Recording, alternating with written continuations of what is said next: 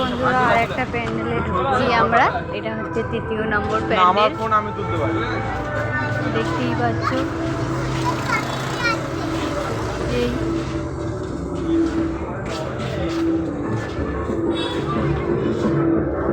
তো এটাও খুব সুন্দর প্যান্ডেল একটা।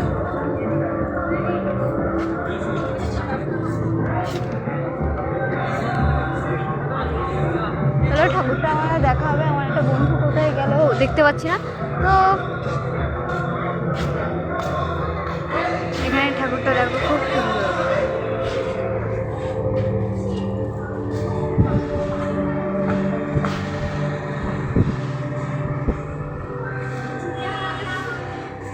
এই মেয়েটাকে আমি চিনি মনে হচ্ছে।